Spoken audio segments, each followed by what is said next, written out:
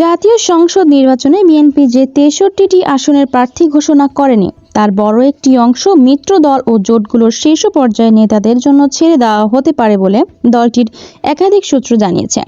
সূত্রগুলো জানায়, green signal পাওয়া ১২ জন নেতার মধ্যে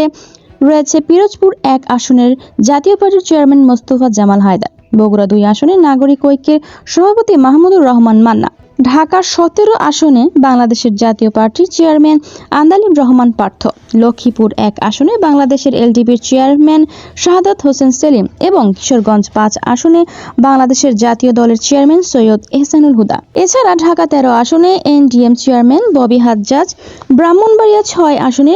গণসংহতি আন্দোলনের প্রধান সমন্বয়ক জুনায়েদ সাকিব, চট্টগ্রাম ১৪ আসনে এলডিপির চেয়ারম্যান কর্নেল অলি আহমেদ ছেলের অধ্যাপক ওমর ফারুক, কুমিল্লা ৭ আসনে দলটির মহাসচিব ডক্টর রেদওয়ান আহমেদ, নড়াইল ২ আসনে জাতীয়তাবাদী সমমনা জোটের সমন্বয়ক ও এনপিপির চেয়ারম্যান ডক্টর ফরিদুজ্জামান ফরহাদ, পটুয়াখালী ৩ আসনে গণ অধিকার পরিষদের সভাপতি নুরুল হক নুরু এবং ঝিনাইদহ ২ আসনে দলটির সাধারণ সম্পাদক রাশেদ খান। উল্লেখ্য, সোমবার বিকেল ৫:৩০টায় গুলশান